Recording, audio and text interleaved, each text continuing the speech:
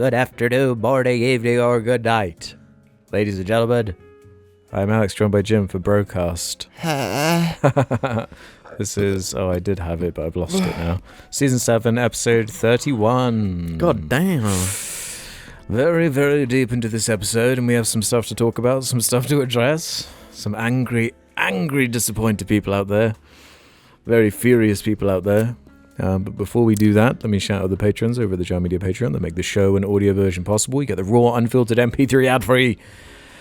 And you can put it on any RSS feed host of choice, you know. That's a very nice little lovely thing you can do over there on the Patreon. That's not all, though. You get your patron names read out on the first or second week of each month. If you're a Dibby tier or above, we'll be doing that next week, or I, depending on how things work out. We've been busy boys lately, and it's been proving difficult.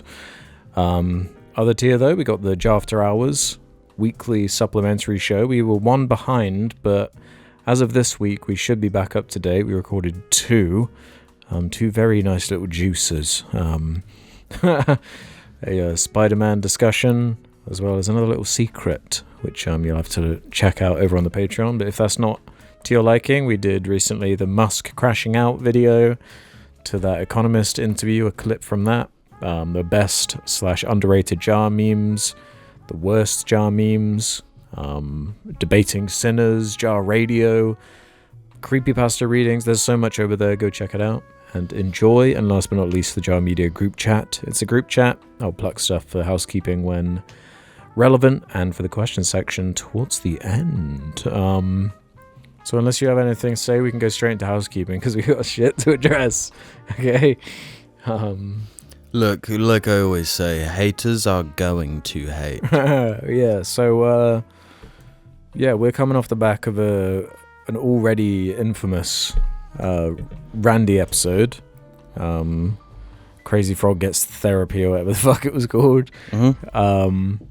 And Pickles the Random Tune can start us off here. The first episode of the Jarcast with no jokes, he said. Or I'm in good nick, who said, Family Guy cutaway gag. This is worse than the time the Crazy Frog got therapy. That's really good, actually. Okay.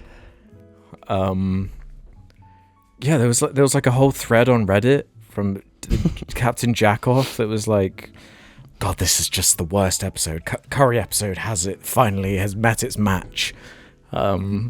Really? Yeah, like it was quite controversial. I was kind of proud of it by the end. Yeah? What did you like about it?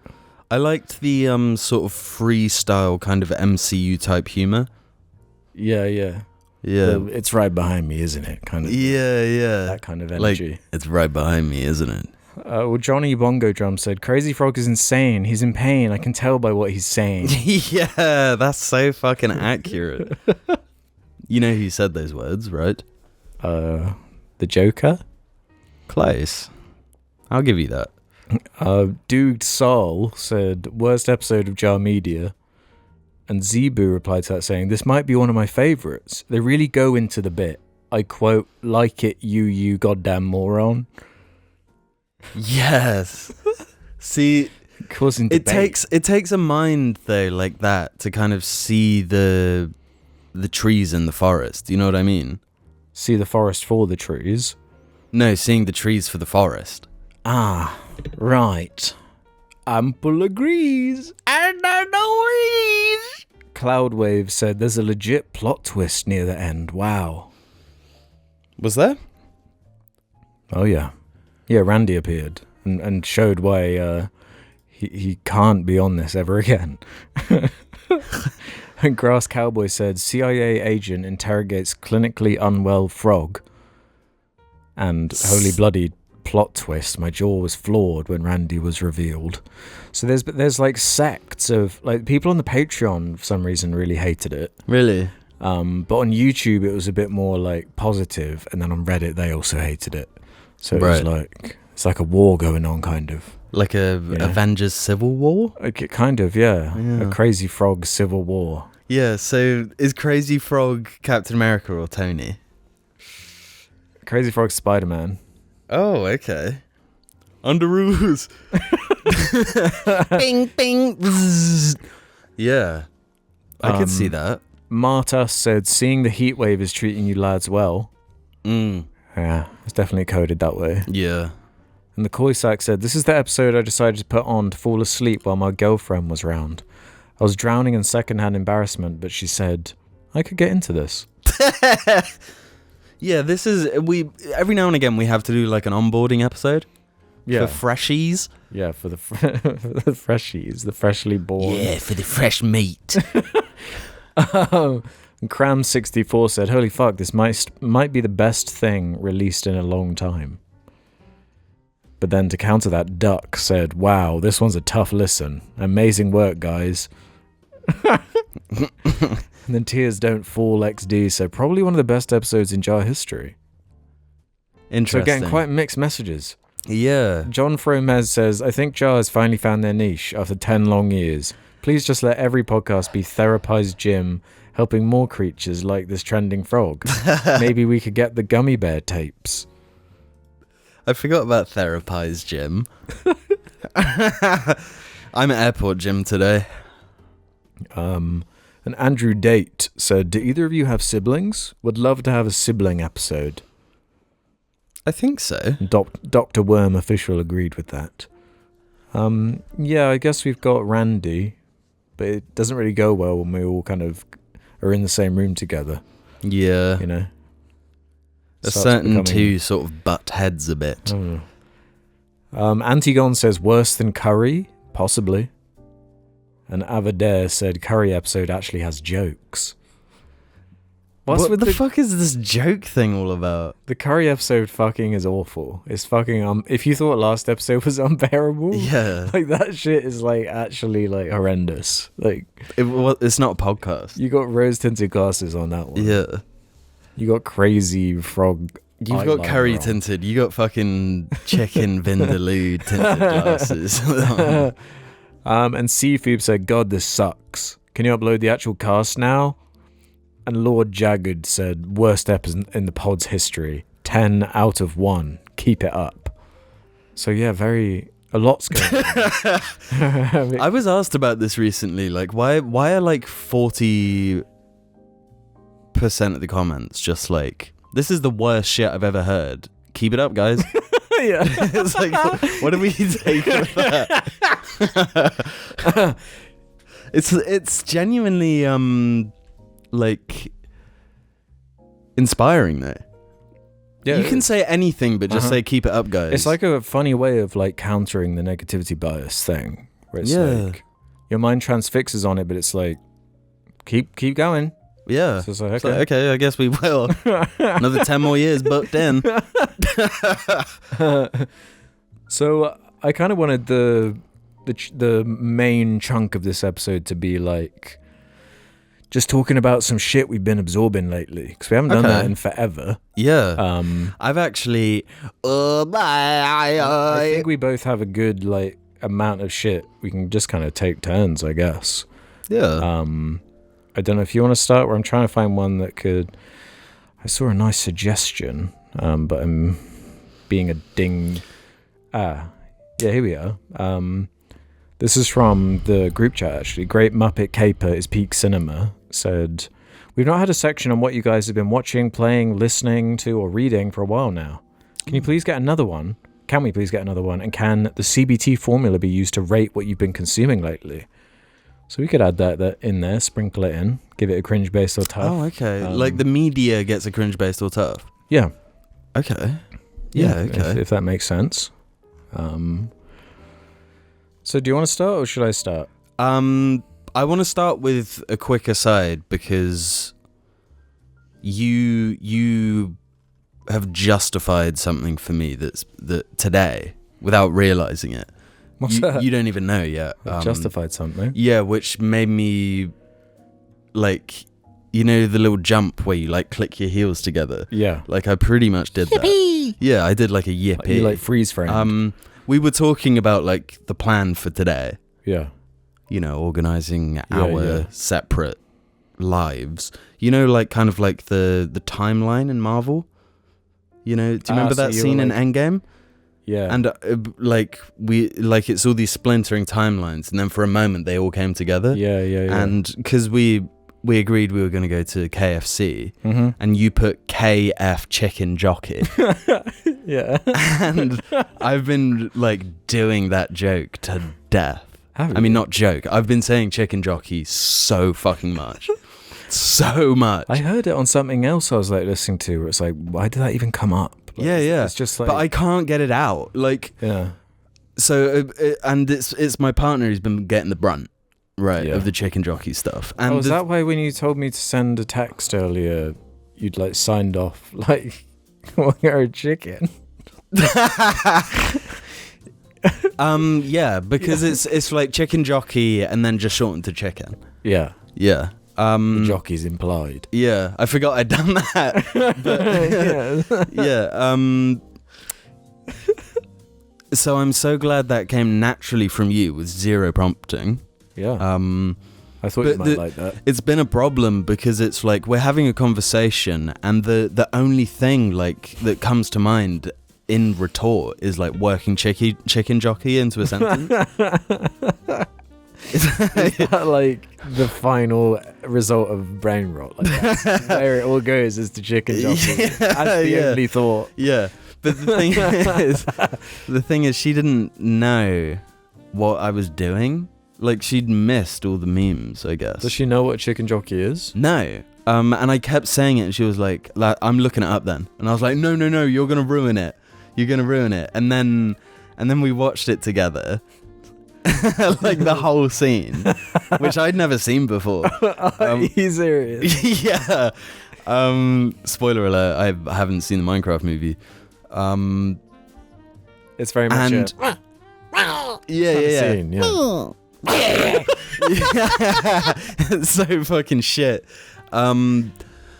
Chicken Jockey.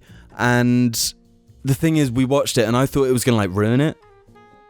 No. You know, watching Only it improved has just increased it in my mind, and I cannot stop. So that's what you've been consuming. Yeah, Chicken because jockey. my shit is like my shit is to take 6-month-old memes. Yeah. You know, it's to take the shit that isn't funny. So I'm gonna give Chicken Jockey a based. Sure. Okay. Wasn't expecting that to come back round. Because just coincidentally, I re-listened to our generalized awesome discussion on the Minecraft movie. Yeah, which you can access via the Patreon. Well, that's just on the channel too. It's on now. the channel as well now, but you could have got it much earlier if. Yeah. So does that count as your one? Yeah. Your first turn one? now. I feel like I haven't had any like video games that aren't just like a live service to talk about in ages. I've actually got a couple. I want to start with Death Stranding. Okay. You knew I was playing it. Yo. Because I sent you this text just like, yo, what the fuck is going on? Yeah. I was like maybe 40 minutes in and I was like, just what the actual fuck is happening? You weren't that far in, surely. Actually, no, that's valid. Ignore me. Yeah, it really does. It throws a lot at you. It's been a while quick. since I like first played it. It was fucking what, 2019, 2018? Yeah. And for context, I've never played a Kojima game. I've never played one, so I'm not used to that cadence. Yep. And the way like information is delivered, because I just looked on Steam. I've got 10 hours on record, so I'm fairly deep into it. I know its shape now. Yeah. Like I understand the way things are like trickled out and like the gameplay loops and stuff. Yeah. But it did take a couple hours because like the story's really cool and intriguing, and the imagery is really cool, and the concepts are cool. Yeah. But the dialogue is like a lot. Yeah. The dialogue is a lot. The way they reveal shit to you and the way they explain shit, and like it's just gotten to a point where I just like skip a lot of it or just read it. Yeah. When you're getting like the phone calls and stuff, I'd say watch the cutscenes. I've watched every cutscene, but when it's like clearly just them describing a concept. Dude, I'm telling you, you have to play the whole thing. You have to finish it. Yeah. I mean, like, you have to see the like cutscenes throughout the whole game. Because Does it I'd get better say as it goes along? yeah, and there are like revelations during like Hartman's chapter. Hartman named Hartman because he has a heart-shaped heart. As in like so that's someone different from Die Hard Man. Yeah, Die Hard Man is called Die Hard Man because he's had a hard time dying. Is that really what he's called? You'll see. All will be revealed. Heartman. Yeah. That's someone else. Okay. Is he called Hartman? I don't know. Troy Baker showed up with like a golden mask. Yeah, so you've That was done quite cool. you've done the first boss. Yep. The bosses are like the worst parts of the game. Yeah, like that was one of the things that was actually standing out to me. It was like, this is cool to be playing a game with this like, there kind of is combat, but not really. It's more about like just trying to get around or away from combat. Yeah. I thought that was really cool. And now I've got like the like assisted robot legs, and I really like the visuals of that and like the mechanics of that, and like the charging point shit is really cool. Yep. And like because I'm playing the whatever director's edition, cut. The director's cut. I'm pretty sure you have access to some things that you wouldn't have. Correct me if I'm wrong. Like I had a bike pretty early on that someone had just like left. No, that's just how the game works. That's just how it works. Okay. Yeah. So I wasn't sure like how that means that trickled out. another player would have got off that bike. Yeah. It had like their name and stuff. Yeah. Like it or whatever. Yeah. I just had that feeling like, oh, I shouldn't have this, but clearly it was. Yeah. You're supposed to have it. But it ran out of battery, and I didn't have the like way to charge it yet, so I had to like abandon it. But the gameplay loop's awesome. Like it looks incredible. It's one of the best looking games ever made. It looks fucking insane. It was one of the reasons I wanted to visit Iceland. Really well optimized. Oh yeah, it runs beautifully. Yeah. And it looked good on a PS4. And it ran well on a PS4. Because I thought this was like from a couple of years ago, but it was fucking 2019. It was like 7 years ago. I was like, wow. Lord knows how good the sequel's going to look when I finally get around to that. Yeah. And of course, like what really just got me in immediately was the low raw stuff. I feel like I have quite a unique experience with that, where like a lot of people fell in love with low raw thanks to the game. Yeah. Where I'm going in liking the music first, because like I was around. I remember you guys playing it. So kind of picking up the music from you guys finding it through that, and I'm pretty sure, didn't he put a low raw song in a Metal Gear trailer or something like that? No, it was a trailer. It was I'll Keep Coming was like the main trailer for there was some reason that it was like being played a lot around me, and I attached myself to the music, but never any like context within the game and how that was used. So it was like a fun way for that to be. Yeah, the first like needle drop while you're just playing is like a thing of beauty that it just doesn't. Other than like Red Dead games, I don't know what other games have done that. Yeah, true. It's got a nice like playlist quality. Yeah. And have you come across any of other people's like buildings that are playing? Yeah. They played like songs. Yeah, I like that. And if I'm like, if there's no plot stuff going on, I'll sometimes like have an earbud in listening to something else. Yeah, right. If I'm just doing something menial. But if like a song starts playing or a cutscene starts, then I'm like paying. Lock in moment. Yeah. Yeah. It is a fantastic podcast game. And just like, chill. It does like get quite scary, especially early on when you don't really know like what the enemy shit is capable of. Yeah, you have like you no don't way understand the with mechanics. it. And the understanding the mechanics. It's like, this is creepy, man. This is and it just has like a really fucking weird sense of humor. Like the baby like thumbs up shit. Like there's just loads of weird quirks. Like the showering, and then he like sits down and then like winks at the camera, and it's like, what the fuck? Like, there's loads of weird shit like that. If you zoom in on his crotch multiple times, he punches the camera. It's like, stop perfect. It's got like a really strong, like unique personality. Yeah. The whole like the tech side with that weird arm going. Awesome. Cool, like how the mechanics of that work. There's something like really alluring about the aesthetic.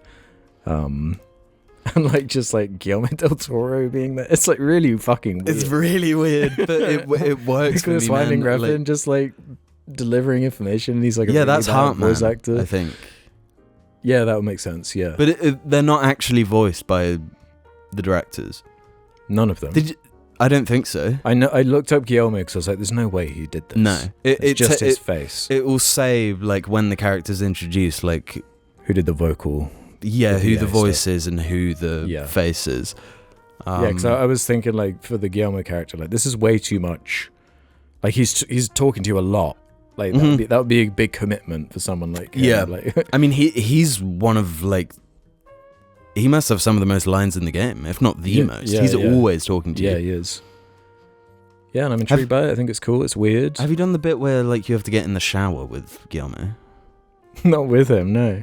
You have it, okay. There's lots of showering and like making grenades out of like your goo. The thing is, I get weirdly like routinal when I'm playing the game. Like I'll use a certain amount of stamina and then like go to the private room and then like take a shit and have a shower.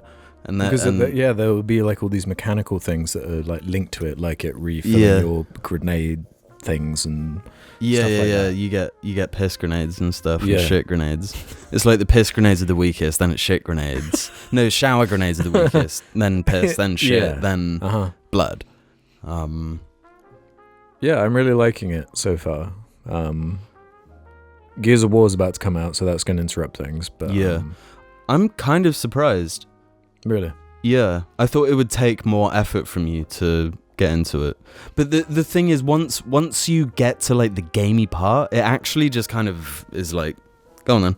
Yeah, it's too like satisfying. I do need to warn you, when you get to kind of like the sandy tar pit area, there's like a plot line with cutscenes that has like some of the worst acting in anything ever.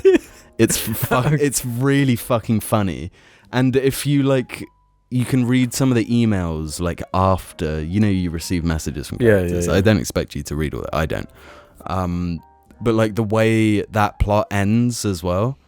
Once you get past it, we can like talk about it. But okay. just prepare. Like that bit is shit, and I won't defend that bit. Okay, I'm kind of no. Like gameplay wise, it's fine. Yeah, it's not like anything annoying. But story wise, it's some of like. That I can't believe it made it into the final product.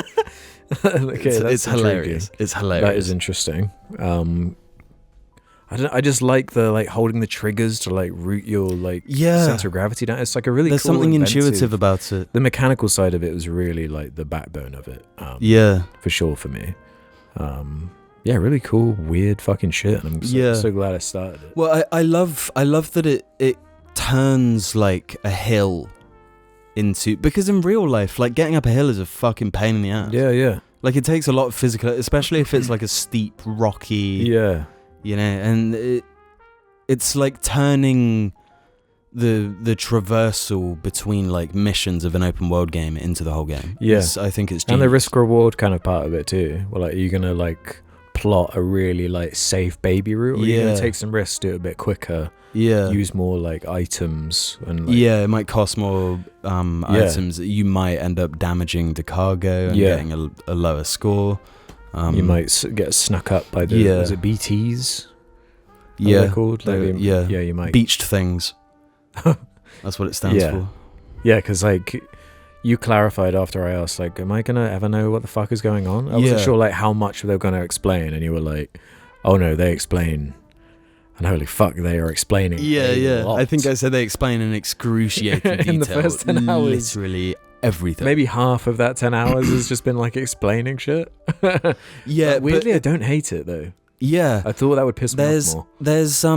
There's an air to the game because it's such an antisocial world everyone lives in. It kind of makes sense that they all just are like super literal. Everyone's name is just what they are. But it's not all that different to like the last name Smith. I just got that because they were a blacksmith. Like Sam Porter Bridges. Yeah. He moves shit. I think it works because it just takes itself so seriously, and you have these actors that are just playing it so straight. Like Hannibal keeps appearing, and it's like, what the fuck is that going with BB? No, genuinely, his plot line it makes the game, and really, he just gives the most incredible performance, and I love his fucking character. I love where all of that goes. Yeah, that's a cool concept. That like these babies, they were like from mothers that are brain dead, like harvested from brain dead mothers, and they have this ability to like. It's like really because they weird. haven't been born, because they're neither dead or alive. Yeah. So they can detect things that are in the space between being dead and alive, which are the beach things. Yeah. That's a very cool concept. Yeah, very and high concept shit. The detail to which he explains everything, it's like, how did you come up with all of this? Yeah.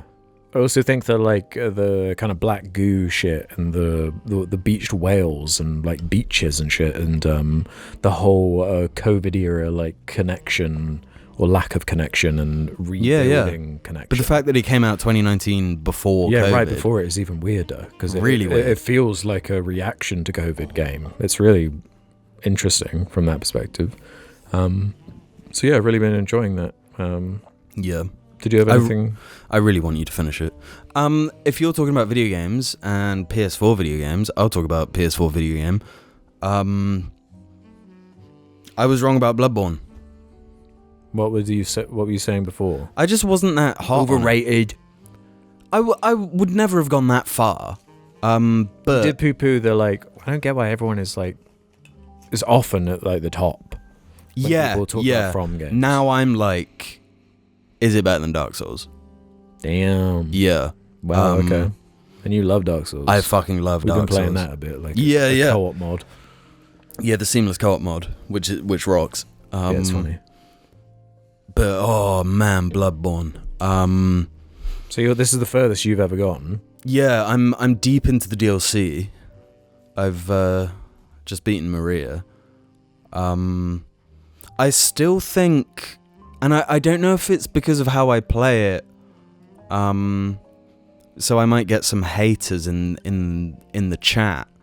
But because I kind of obsessively like, especially with Dark Souls 1 and Bloodborne, had this thing where if you finish the game, it just restarts straight into New Game Plus. Mm-hmm. So then I'm obsessively trying to do every side thing possible. Right. Yeah. Right. And in Bloodborne, there's all the Chalice dungeons. Yeah. So I'm trying to get through like all of those alongside the story. I thought they're like really difficult or something.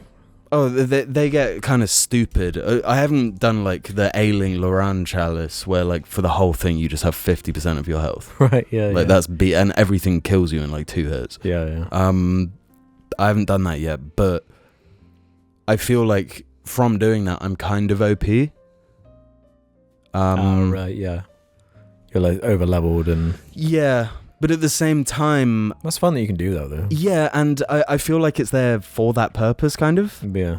Like, that option is given to you, and you can just make infinite chalices, pretty much. Do you know how, like, roughly what % of the way through the whole game you are? If you had to... I'd say, like, 90. Oh, shit, okay. Yeah. Right, and so I've gotten to 80% of the way through, like, twice. Okay. I've started so many playthroughs. I think... primarily because Central Yharnam, which is like basically the start of the game. Yeah, I played that part a bunch of times.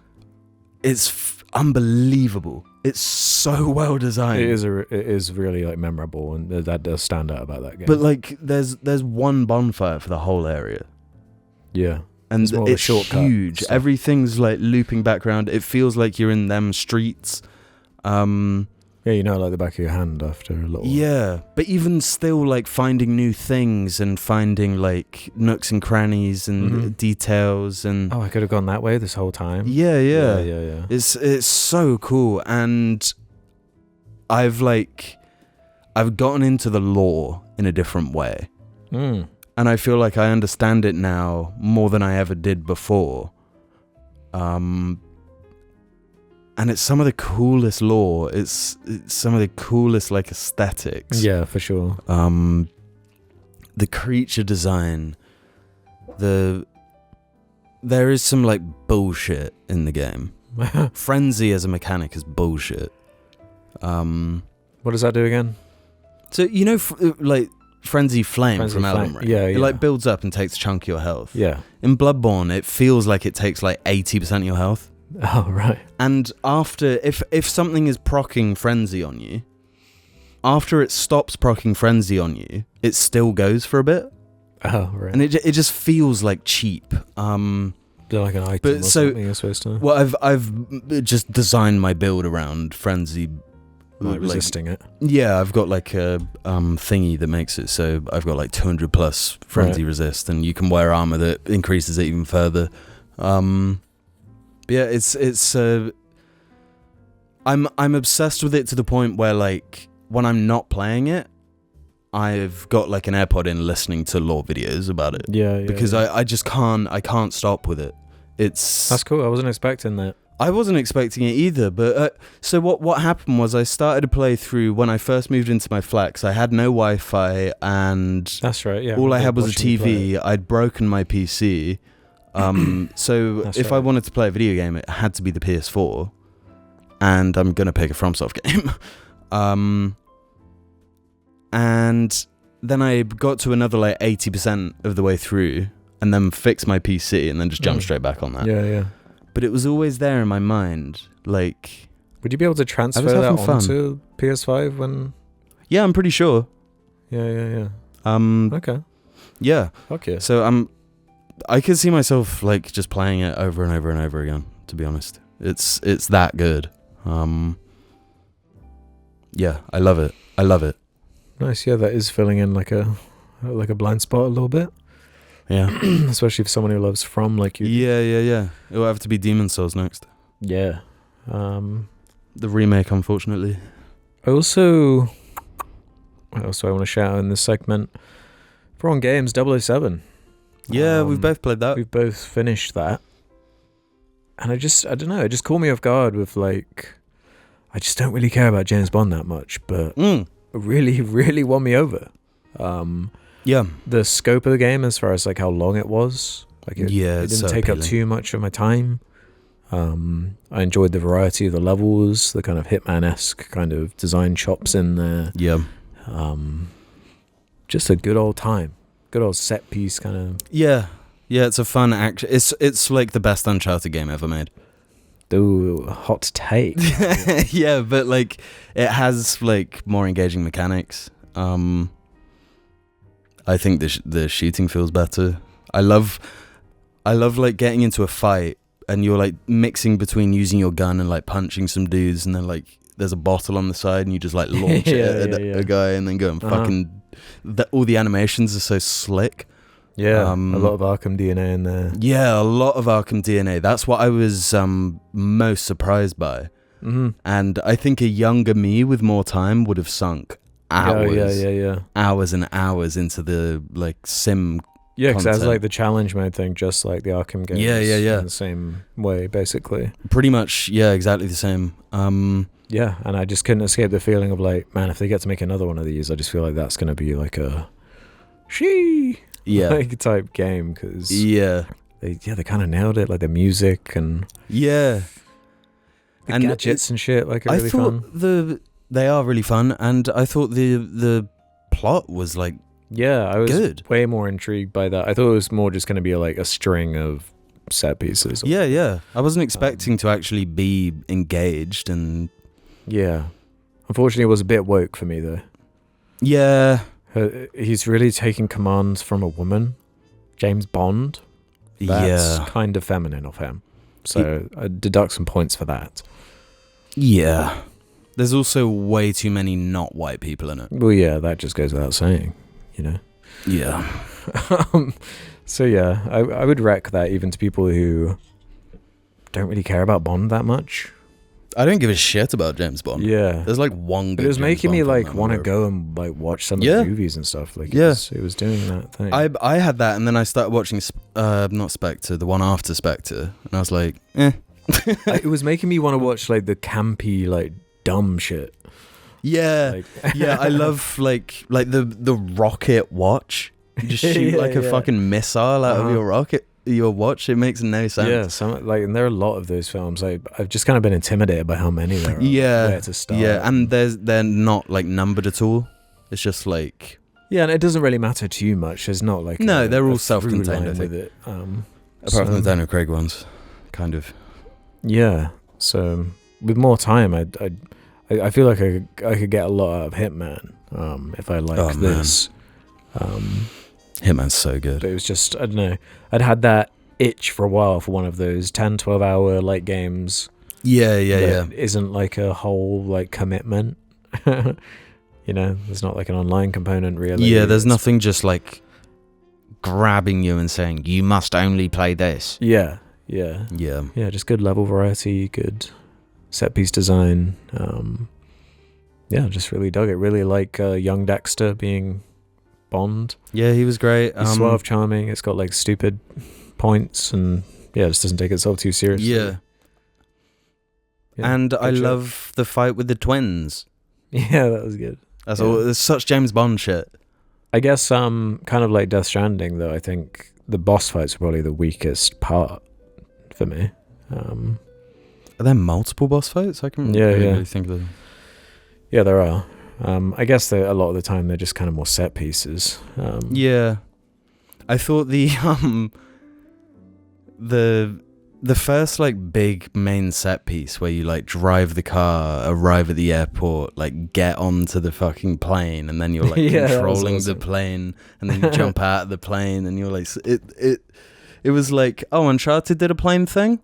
Let's just make it way more fucking insane. Let's just like and put like more mechanics into it. At the same time when you're controlling the plane. Yeah, and all the cover moves. Like that was really cool. And you can like squash people. It's so cool. That was really satisfying. Yeah. Check that out if that sounds like something you might like. Did you have anything else you wanted to shout out? I've started reading Absolute Batman. That's right, yeah. Okay, without spoiling anything, because I want to read it. Yeah. What would you say about it? It's fucking gnarly. We haven't been doing CBT on these. Fuck, yeah. I would give Death Stranding based cringe. Yeah. It has to have cringe something. I'd even say it might be a rare cringe-based hut. It's got like all elements. Yeah. Yeah, depending on like the hour. It is tough when he's coming up on the elevator, and he's like, and all his gear and shit is tough. It is, yeah. And like the hood coming up when it's raining, and the arm and stuff. Yeah, that shit's tough. What'd I give 007? Tough? Maybe cringe tough. Yeah, cringe tough. It definitely, because it is cringy. Yeah, like the little montage shit at the beginning, like it's cringe. Oh, that was awesome though. Yeah, it's fantastic. It's great. That was such a good idea. Yeah, I love that. I shouted that out weeks back, but yeah, it is cringy as well, but like tongue in cheek cringe. Yeah, campy. Campy. We know we're being cringe. You're at fucking spy school. Like it's cringy, but they're not like embarrassed of it. No, like it's full purse. It's full purse. Yeah. So it's the way to make it work. Yeah. Bloodborne is fucking base tough. Yeah. It's definitely tough. It's definitely tough. But also like the way it like resonates with human nature, like the religious angles and the existentialism. Even dare I say a bit of like class commentary. Wow, okay. Yeah, I don't know enough to. It's fucking cool, man. It's tough based. It's base tough. Okay. What was your other one? Did you have another one? That was all Death Stranding and okay. 00. Yeah. So yeah, Absolute Batman. Absolute Batman is obviously fucking tough. Yeah. It's it's so fucking tough. It's I love it. It's actually the first Batman comic I've read. I own multiple comics, but I haven't really. They because they're kind of like the omnibus, like full thick thing. It's more intimidating. Whereas I've been getting just like the smaller volumes. The volumes, yeah, and that's more bite-sized. I kind of prefer absorbing comics that way. So I had like Absolute Spider-Man as well, which I enjoyed. but nowhere near as much as I'm enjoying Absolute Batman. And I'm like halfway through the second volume, and like where they've taken this character already is like, I didn't know you could do this with Batman. That's what I'm excited about. I didn't know you could do this with Batman and still have him be so Batman. If that makes sense. Like, it's such departure, but it's so true to what it is. He's not like a billionaire anymore. No. That's like the angle I'm really interested in, because that's like kind of his biggest issue as a character, like recently. Yeah, how do you make him like I cool do with that? I do want to see them figure something out with that still being a part of his backstory. But I don't know how you do it without him like giving his money away. Because I've been reading these, I've rewatched The Dark Knight, I've rewatched half of The Dark Knight Rises. I watched Batman Begins not that long ago, so I didn't watch that one. And yeah, I forgot what my grander point was, but the billionaire shit in those films is there like a narrative hook quite quickly? Like a mystery, or like an overarching thing.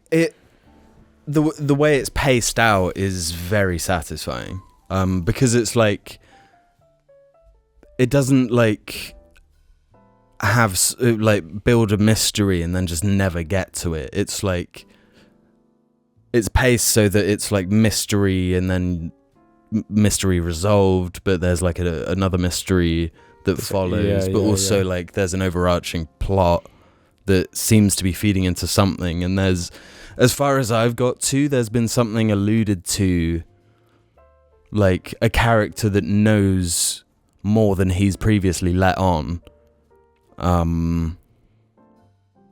But that's the current like carrot on the stick. What's your favorite character at the moment?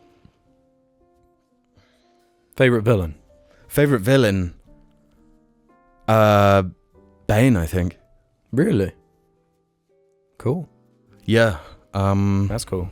Because I don't actually know the twist for what they did to Bane, and he's just like even bigger. That's kind of like everything. Yeah. That's funny. No, the way they introduce Bane, is just aura. Like I didn't realize comic books had the source like this. You know, I didn't know they were that saucy. And it's like really leaned into the style, and Batman's really good for that. Like, just doing like crazy shit. Him having the axe is really cool, and yeah, because I mean, this isn't a spoiler, but like when it got to a part where he like chops someone's hand off with the axe, it's like it goes there. It's like, oh, Batman's like doing this. Is it violent then? Yeah, it's funny. It's like ridiculously violent. But every swear word is like censored. So, I'm excited to read it. Yeah, the only thing is, I did notice a weird difference in like issue 1 of volume 2 in terms of the artwork. Yeah, that often happens. Yeah, Bruce suddenly looks like a Teletubby for like one episode. He looks like an anime, like you know, like the typical kind of almost sumo aesthetic look, where it's like the tiny eyes and like a tiny mouth. And he didn't look strong. He just looked kind of round. Okay. For like for one issue. Maybe they had like a guest artist or something. Yeah, but not that it looked bad. It was just like, this looks softer. Yeah, just changing the style. Then you flip the page and the next panel is someone like, they're just bleeding out of every pore of their body and like they explode into like just a bunch of blood, and it's like, what? This is fucking like Whiplash. What's going on? But yeah, you've got to read it. I love how digestible it is, and the way they play with different characters to kind of subvert where you think it's going. Very curious about Mr. Freeze and what the fuck that is. Yeah, I don't know where that's gonna go, because I don't want to say too much. Is there more than just a creature of the week formula? Or are they like for more like reason? Because I really know nothing. I know the visuals, but I don't know why. It's like it's a full on like plot. Like there's been rumblings about there being a like animated TV show for it. I think that's. And I really hope it does become a thing, because if it's done right. Yeah, like right animators on there. Yeah, and there's some shit that I don't know, it could be interpreted as corny.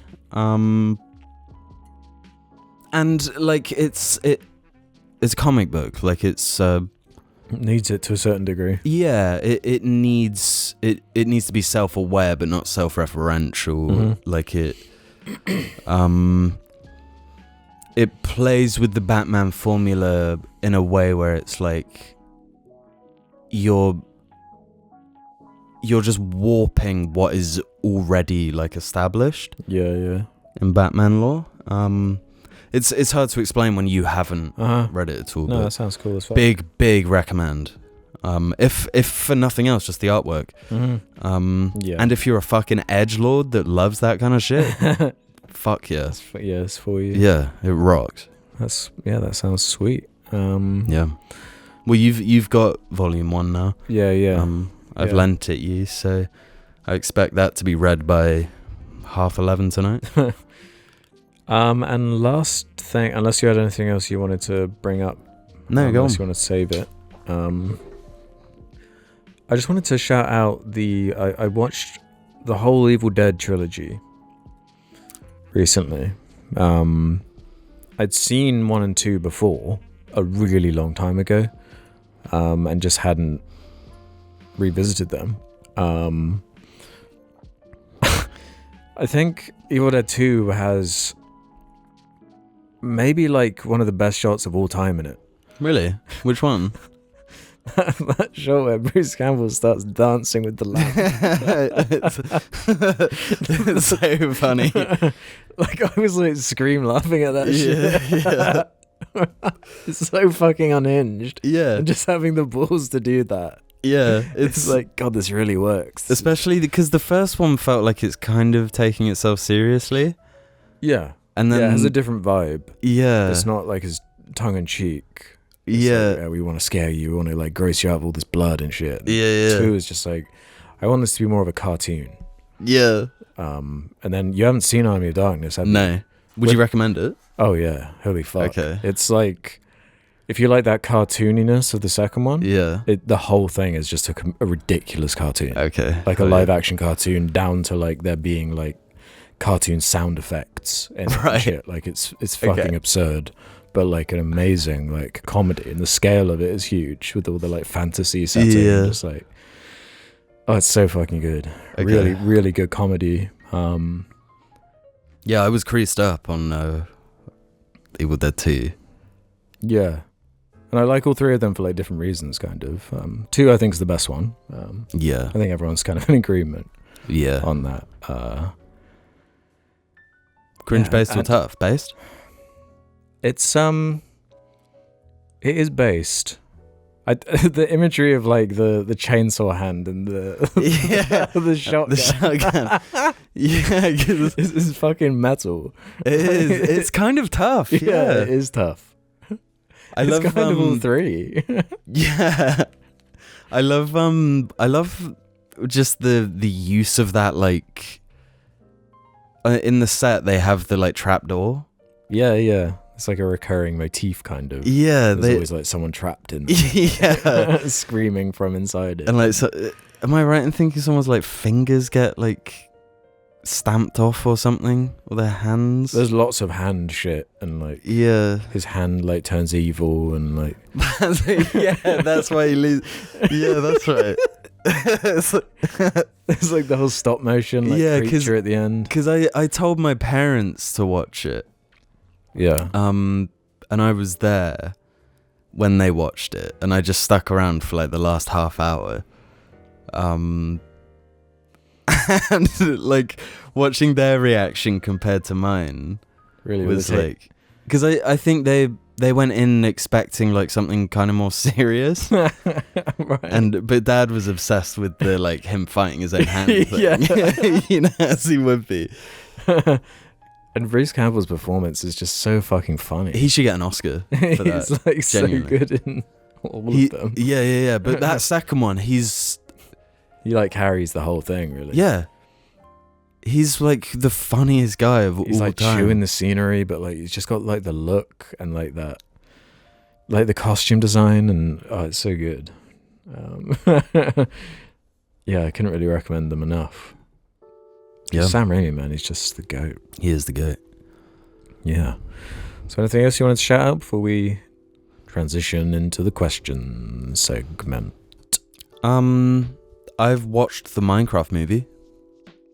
We'll see after these messages. Rankers on PS5, out now. PlayStation. This is wild.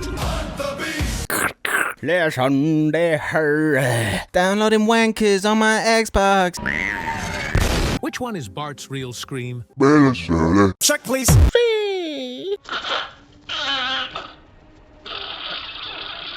Look away, Lloyd. Look away. Look away. Ampleman and Chicken Jockey working like they're friends.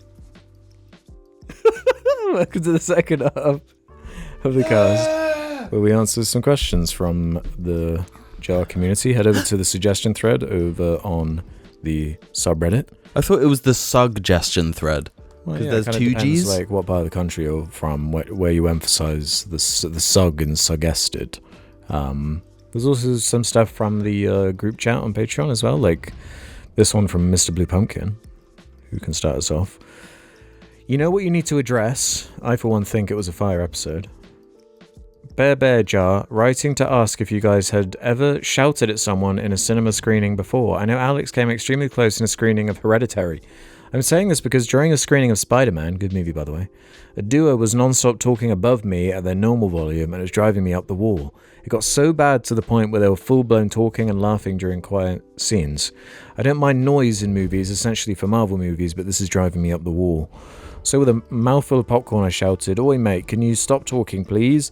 And to my surprise they stopped completely, or reduced it to hushed whispers. Nice. Also, wish me luck. I'm travelling to the shithole that is London as I write this. I will miss my cozy north for the weekend. Well, good luck in London. I nearly had to during Spider-Man, because of course it was a packed screening. And there was this row of like 3 or 4 girls that were just like, they were treating it like their living room, which fucking pisses me off, because it's like, just wait a month and you can watch it in your living room with your friends and make as much noise as you please. Did you start launching knives at them? And what was ironic is that my seat was at the end of an aisle and I was sat next to a literal, like, he must have been fucking 5 years old, like a little boy who was like going like, "Mom, where's Hulk?" But whenever he That's was good though. whenever he was like doing something like that, I was like, hell yeah. 'Cause, Yeah. like, his experience was literally like you seeing Spider-Man 2 in the same theater. Oh my god. So like it must have been mind-blowing to him. So I didn't mind that at all. He's a fucking 5-year-old. Yeah. Whereas these were like, they weren't 5 years old. They were like there by themselves. They were fucking, Yeah. they should have known better. Yeah. And luckily Did you launch your fucking mega bucket of Dr. Pepper at them? Yeah. And Hereditary was the only previous time where What was the Hereditary one? after, without spoiling it, you know, early on there's the scene involving the lamppost. Yeah. Again, it was like a group of teenagers who like scream laughed when that happened and just weren't taking it seriously and just were being dicks, and like 10 minutes after that just left. So it was like, oh cool, you're just like ruining the experience for a bunch of people and then just leaving, and like you just have no investment, so that's cool. Horror movies are always risky for that. Right. The thing is, I go to the cinema so rarely, I'm gonna have less experiences like that. But Yeah. my Spider-Man viewing was cool. Glad to hear it. Yeah, everyone was chill. When I saw the Batman, everyone was chill. When I saw Avatar 2, everyone was asleep. a sleepy audience. Yeah. Yeah, I can't remember the last time I was annoyed in a cinema, to be honest. Oh, I've been annoyed plenty of times, but usually by the movie more so than the Yeah, but maybe if I'm not getting pissed off by other people, I'm the one pissing people off. Yeah, maybe. I You're do, crunching and you're slurping. Yeah, I crunch and slurp and just keep loads of bags of really loud things to open. Or to rustle it, yeah, and make sure you don't open it before the film starts. You got to do it during a quiet dialogue scene. That's when you decide you have the hunger. Yeah, and then I fucking shit myself and cough and sneeze and stuff. You get a kernel stuck in your throat. Yeah. Yeah. Whereas I'm the motherfucker like timing the popcorn bite with like an action scene. There's explosion quick. Yeah. Or the guy who did the fart in the Oppenheimer explosion. Oh, yeah. What an asshole. Oh my god. What an asshole. Yeah. So yeah, luckily not too many bad ones. Chicken Jockey. Real I Am says, please react to Ricky Gervais' new cat show. What? So he's releasing like this Netflix show. I guess it will be out by the time this goes live. But I'm just going to play you the audio from the trailer. See how cringy this is. Alley Cats, it's called. What does this look like? It's like adult animation. I was expecting it to look slightly worse, but it still doesn't look good. Yeah, You know right. what I mean? Zero fucks. That will fucking do, man. Jesus Christ. So you like it? You're gonna watch it then? I think the music's good. I'm just not interested in anything he really makes. I'm not really interested in anything he says. Yeah, and that. I'm not really interested in who he is. I'm not really interested in him. He's kind of he's coasted off The Office for so long. Yeah, his bit is like pretty fucking stale. Look, just leave me alone. I'm fucking having a hard go of it, alright? That's just every Ricky it's like Gervais extremely sentimental, but like lacks a self-awareness or something. Yeah. Like there's something off with his writing, because I watched that other Netflix show where it's like, oh, my wife died and I'm sad. The show. And there was something really kind of like amateurish about the way it was like written. It's kind of it's like self-insert. Yeah. I'm always exactly right. Or the guy at the pub is come to tell me that I can't have like a kid's meal. Oh, why can't I have a kid's meal? I'm gonna eat the same amount as a kid, so why can't? It's against policy. Well, what's the point of the policy? That it's like, who gives a fucking shit, man? This is the boring shit. When I'm having like a bad shower, that's like the shit I'm coming up with. You know, normally I'm cooking shit a bit spicier than that in the shower. Yeah, it's like he's having arguments with himself. Kind of. Yeah.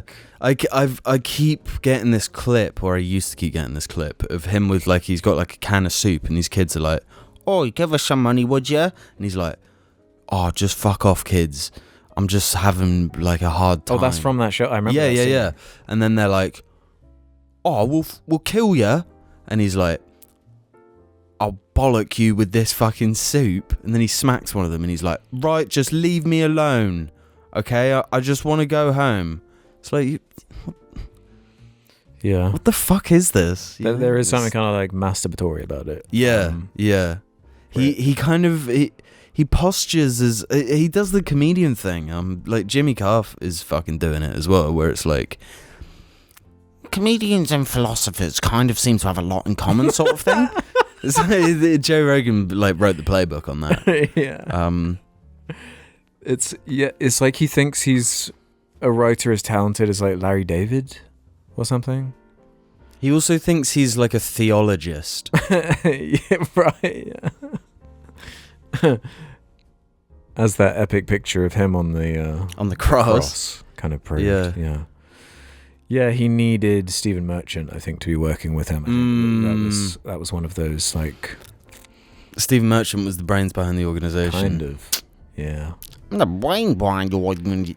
And there was like an Office special thing talking about like interviewing like the actors and people on it, like however many years later, the 20-year anniversary or whatever it is.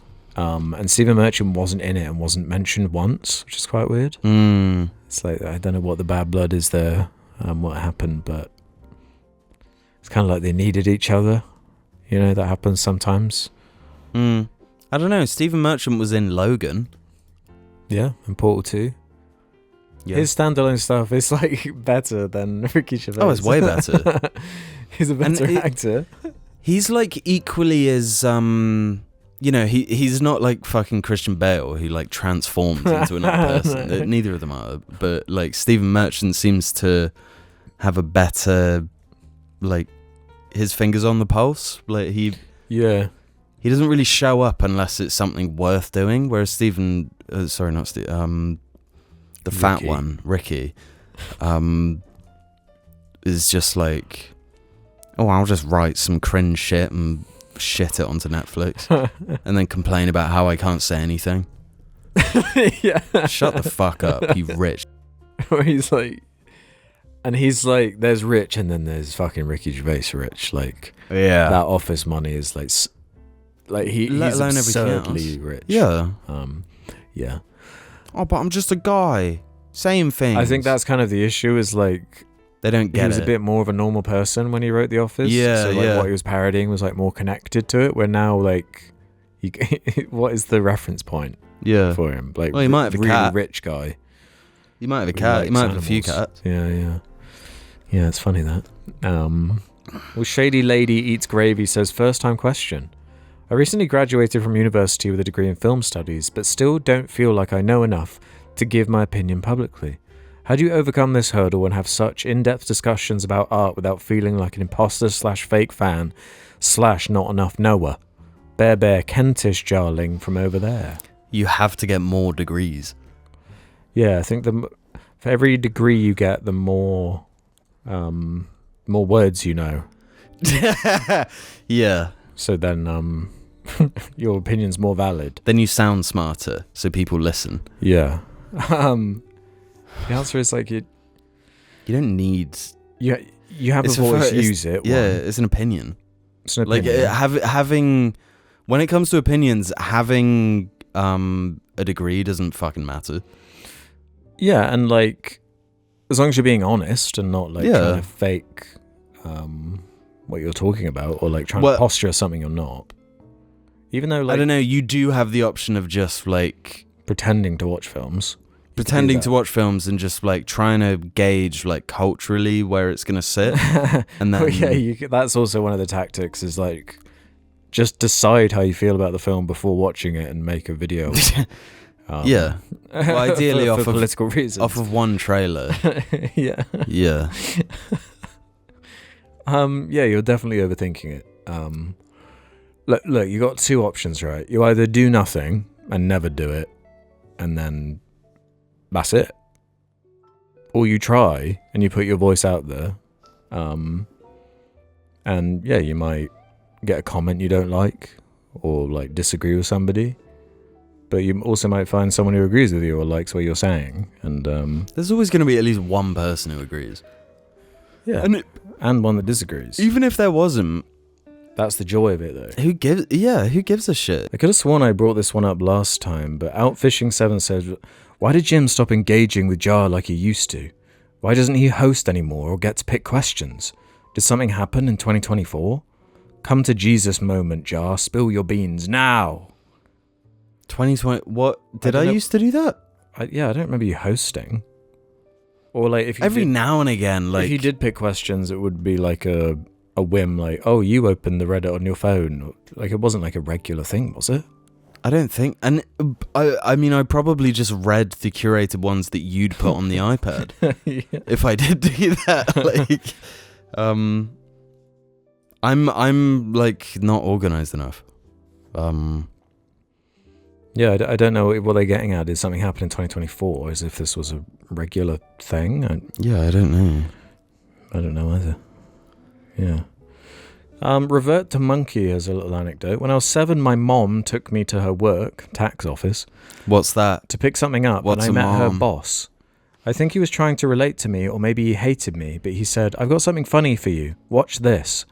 And he pulled out his phone, and after a minute of buffering, played a video for me. It was Crazy Frog, and probably one of the first YouTube videos I ever saw. I didn't laugh or find it funny at all. I watched with a stone face the entire time that he pointed his phone screen towards me. I didn't know how to feel about what I was watching. To this day, I still don't know how to feel about that music video. I think that's a fine. fair reaction. It is emotionally confusing. It's baffling. It is baffling. I haven't heard that word for a little while. What brilliant utilization of baffling.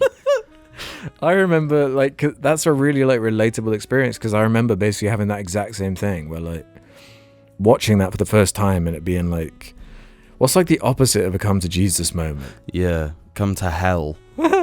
Yeah, where you're, you can't look away.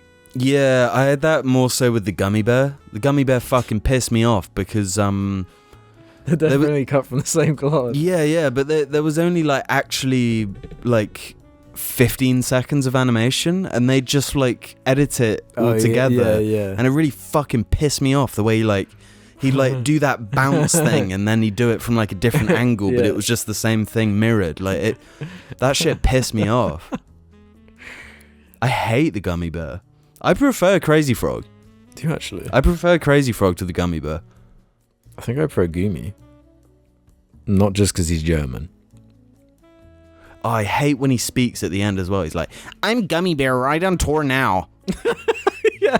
It's like, who the fuck is going to see Gummy Bear on tour? What are you talking about? I would, to be fair. Yeah, you would, but I'm surprised there wasn't more of a crossover thing with those early guys. they hadn't invented crossovers yet. Yeah. Endgame hadn't happened yet, Alex. You just don't really get that kind of shit on YouTube anymore. Why the fuck would you? Nobody wanted it then. Everyone wanted it then. That's because we had nothing else. We had nothing. It was kinda cool. Those days were dark, man. No, those days were light and full of hope. And torture. No, that's now. No, you can't act like There wasn't most- gore on you YouTube. We're not talking just YouTube. I guess, yeah. I don't know. When's the last time you saw a gore video? Yesterday? Really? Yeah, because of that guy. I don't know if it was real or whatever the info it could've- was. It was yeah. Someone apparently went, I'm blanking on their name, went live on TikTok and were having some kind of psychotic breakdown and were slicing themselves up or something. Fucking hell. It was something quite intense like that. Yeah. Oh, I mean, yeah, okay. there's loads of it on Twitter. I kind of made a pact to myself after seeing the guy with a screwdriver in his cock that I just would never, I can't. I hate it. I fucking hate violence. Unless it's Spider-Man and the Hulk. Fucking. Or it's Conquest. yeah, that shit. No, even that shit had me Feeling sick. Yeah, I felt a little bit nasty, and I was that shit got me to the point where I was I'm just gonna look away for a sec. That's funny. Yeah, I'm kind of squeamish. Yeah. And I feel like you should be. Yeah, you should. If you reach a point where you're no longer squeamish, then you need to Did you see analyze Warfare? No, I don't know if I want to. It's definitely worth a watch. It's fucking intense. Yeah, it's kind of propaganda though. I'd be curious your take on that actually if you watched it. Really? Yeah. I Like to Dangle says, on the topic of Jim's childish, small and frankly embarrassing media consumption of mainly YouTube shorts, how do you decide what is worth your time and what to ignore? Since most of my time is occupied, I really try to watch 3 movies a week, an hour or 2 of stuck porn each night, and reading for a minimum of 30 minutes each day. So I completely neglect new TV and music and video games and YouTube videos now. All things I was voracious for in the past. Okay. I'm not saying any of them don't offer anything to those who choose to partake. I just find they were either a net negative on my life or that I don't have time for them. How do you choose? Also, Jim, cut out a few Goon sessions of YouTube shorts and watch Andor Season 2. No. I think specifying stuck porn is so funny. Yeah, that's some good shit. Hats off. Honestly,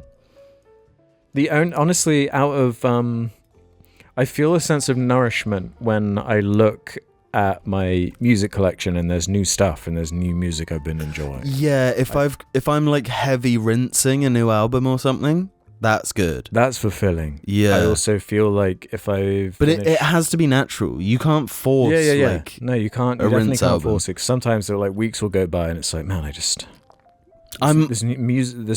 in a music It's slump. like an itch that's like just not being scratched by anything. Yeah. I'm currently I'm like enjoying a lot of music. Really?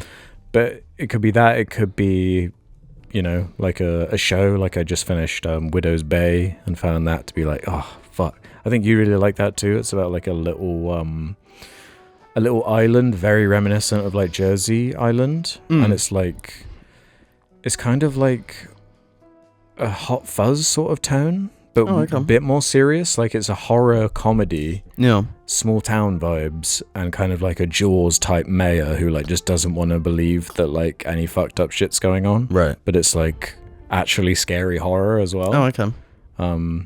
Yeah, I really love that, and I find that like rewarding, or like a movie or something. Yeah. But when it's there are even YouTube videos where if I've like watched through it and it felt like I learned something, or heard an opinion I hadn't heard before. Yeah. The only one that feels like that I just wasted my time is shorts. Yeah. It's never worthwhile. It's like empty calorie shit. But unless sometimes you can find a cooking one. Yeah, that's true. Like, that's kind of like the only thing shorts should be legal for. But even then, I find it a really annoying format to actually like when you're cooking to like follow. It's really fucking annoying. Yeah. It's a bad format. It's not designed for that. No. But yeah, I to be honest, YouTube is pretty good for like education. Yeah, if you've got a curious mind. Yeah. Especially history. History, it's really good. Like animals and like ecosystem stuff. Yeah, and science. And also, people building like miniature kitchens for like gerbils and stuff. Yeah, really good for that. There's that dude who's like, he's like torturing a tick that he captured, and it just like won't die. Yeah. I've seen something about this. Is that what inspired you to start collecting ticks? No, this was I saw that after the tick dish. Okay. Yeah. No more ticks lately, luckily. I kind of like ticks. I've come around on ticks. No, they're a bottom tier fucking bottom feeder. Like that. You know what I have? This might blow your mind. What's that? I'm kind of coming around on spiders. I've always been on spiders. No, I know, but I mean, for me to... That is big for you to say. Why is the sky like green?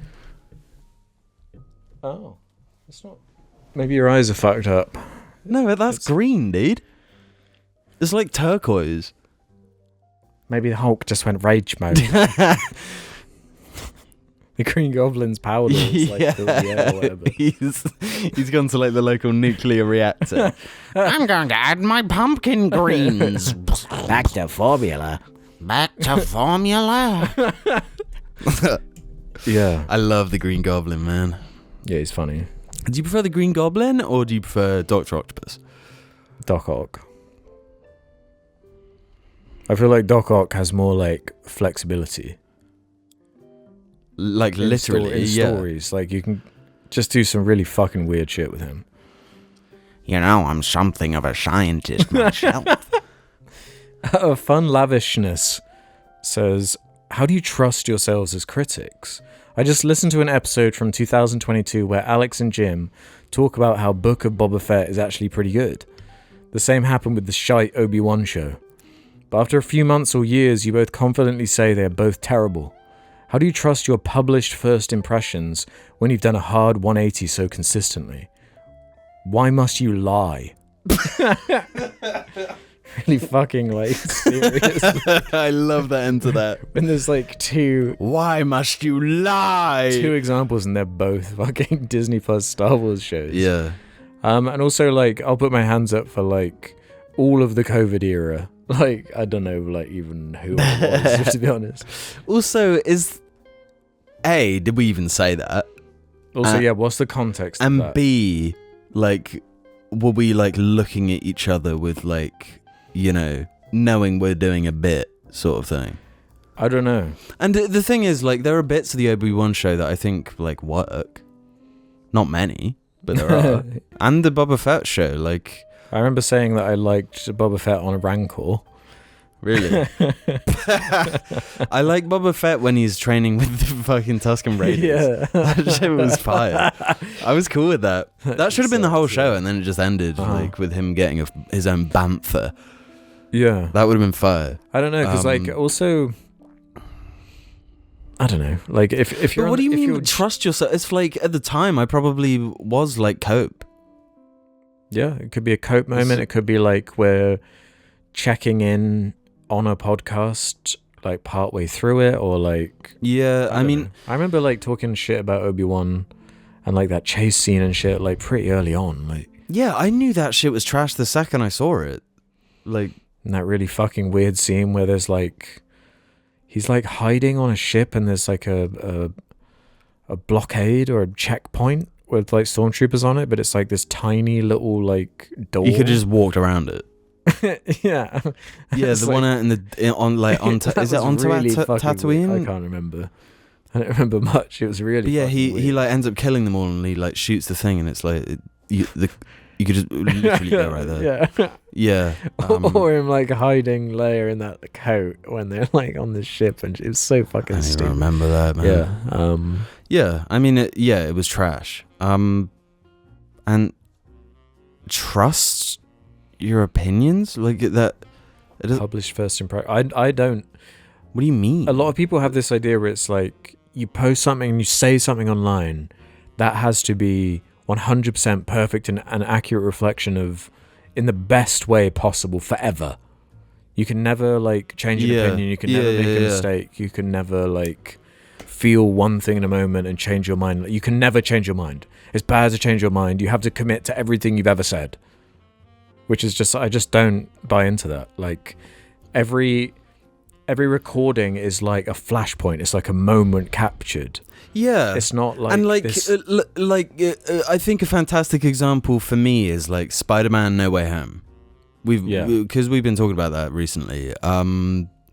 Like the feeling of seeing that in the cinema, right? Especially like me as like I walked out of Spider-Man 2 when I was the age of that little kid you were in the cinema with. Yeah. And I remember saying, I turned to my parents and I said, that's the best movie of my life. And you were correct. And yeah, I trust my opinion because that's still true. No, but my point is like the feeling after seeing No Way Home, after seeing it in the cinema, like the surprise of the other Spider-Man being there, after not being certain and like blah blah blah, and you kind of forget about the shitty part where Spider's wearing like an inside-out spider suit and fucking like trying to get Electro, and the Sandman turns up and like nobody's on set together, and like yeah, it's really fucking like weird. the film looks fucking trash. Like there's the shot with Flash Gordon walking, and it's like I could do better CGI, and I don't even know what software CGI It's like you couldn't is. go into like the street. He's just like nothing. Yeah. He's like on his phone, Yeah. just standing in the street. Yeah, in the I think middle. that's the worst shot in all of the MCU. Yeah, it might be. It looks like he's in fucking what's the Misty video game town? Silent Hill. Silent Hill. Yeah. Like it's Like just they forgot to sterile. put, like the smoke in. The mist. So yeah, like my vibe is going to be different when I watch that movie, maybe wanting to be more critical, maybe in a different environment, maybe separated from the excitement of seeing a new Spider-Man thing and having the goat turn up. You know, like there's a million things. You know, I hadn't seen fucking my Star Wars go, Obi-Wan in a thing in fucking ages, and then he himself, Ewan McGregor, turns up, and the thrill of that in the moment is like, fuck yeah, they're really doing it. And it stunk. Yeah. Like, it was disappointing. And some things age like a fine wine, and some things age like actual fucking rotten trash. Yeah. Like, and when did Book of Boba Fett and Obi-Wan come out? Like 6 years ago? that must have been around... Like 5 years ago? Like, Book of Boba Fett was 2021. So come on, that's like pure COVID bullshit. Yeah. The shit was still new. Yeah, and the media landscape then was trash. Everything was because that's part of why No Way Home looks so bad, because of like COVID filming and stuff. So yeah, and then the year later, 2022, Obi-Wan Kenobi came out. Yeah, there you go. I forgot. So Benny 4 Safdie years. was in it. Was he? Yeah. Who was he? Darth Vader? He was Nari Oh yeah, that memorable one. in the first episode. Yeah. Yeah. Okay. Let's do a couple more here as we wind this one down. Let's do this one from Yawn Mower. Hey Jar, got a funny weed story from last night, kinda. Last night around 2 a.m, my cat woke me up because he wanted to go out. From my room, I enter the kitchen and open the back door to let my cat outside, and while in the kitchen, I hear the oven beeping. I of course turn it off as I see that my dad was baking brownies, as he normally does, and decide it's good for a midnight snack. And I take a double piece from the corner. I'm sure you can guess where this story is going. About 2 hours later, I wake up and start to feel strange. For a moment, I had no idea what was happening to me, but quickly I realized that my dad's brownies had weed in them. For context, I've never taken any form of weed in my life prior from this night. As of writing this, it was honestly a scary experience. I was able to feel just how heavy and quick I was breathing, all while thinking, at the time, I was taking deep, calm breaths to the point where I thought I was going to die. I can't remember much Your else. lungs were like maximum capacity. You just know it. As of this very moment, it's about 19 hours after I have eaten the brownie and still feel the effects. So I suppose where you're wondering where the funny part comes in. Well, after going through a traumatic moment of my life of getting high for the very first time ever accidentally, I'm here watching Crazy Frog getting therapy from the beast himself. I can't tell if this is the best or worst timing ever for a Jar video to come out for me.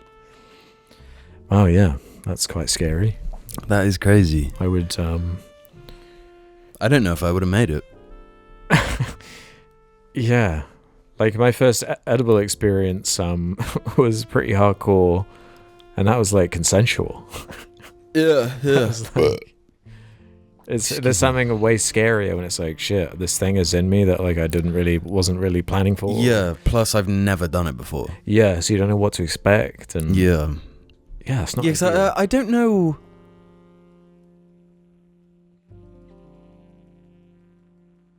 I'm just done that. You just don't know. Yeah. Yeah, that's fair enough. No, Yeah. And, like, it is way more... Like, an edible's way more intense. Oh my god, yeah. Like, way more intense than just, like, smoking or whatever.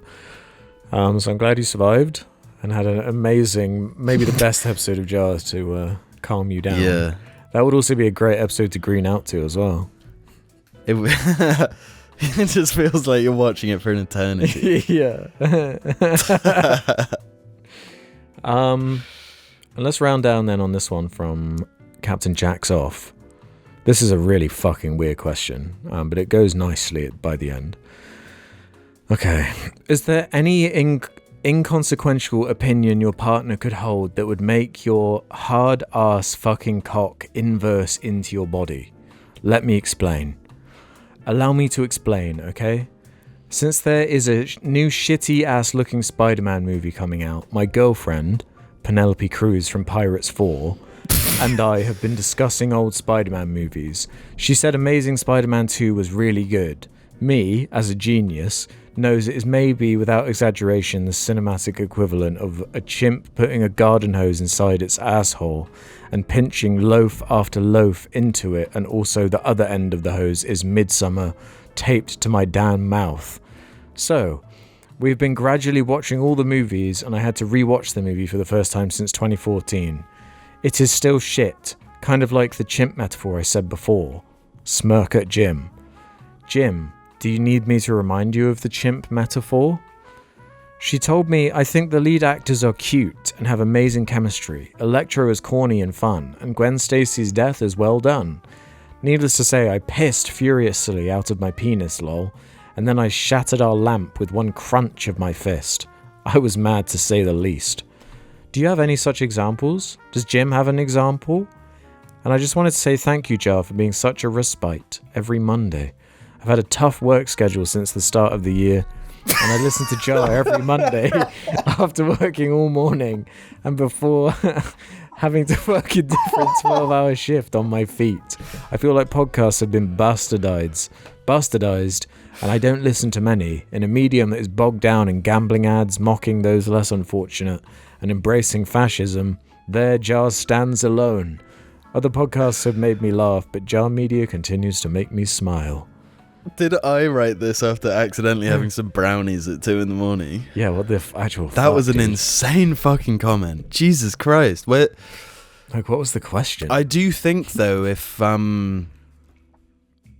your partner likes The Amazing Spider-Man 2, you need to get them locked up. You need to frame them for you something. need to get out of there. No, you need to get them punished. Is there actually anything where it would be like an ick? Where it's Liking The Amazing you Spider-Man like that? 2. That isn't The Amazing Spider-Man 2. The Amazing Spider-Man 1. That's even more of an ick. No. Actually, yeah, which one? No, The Amazing Spider-Man 2 is worse. I don't like Joker Lizard. It's too... Yeah, I hate the fucking lizard. At least it's funny to laugh at the second one. Yeah. It's got some funny shit in it. Oh, it's bad though, man. Yeah, it's It's really fucking really bad, man. Yeah, I don't know. I don't really know. I'm fine with people not liking or liking things. Yeah, I don't. If it's like that, then I don't give a shit. But if it's like, you know, thinking like Hitler might have had a few good points, then I probably wouldn't. What about for you if it was like they're obsessed with Ayn Rand and like agree with the politics of it, that they're coming at it from that angle? They're not just interested from a literary perspective. Yeah. They actually like agree with it on like every level. Then they'd be too similar to my grandma, so I probably wouldn't be into them. Yeah, insane comment. Do you think Ayn Rand was kind of sexy? Very much no. No? Yeah, definitely not. She could get it.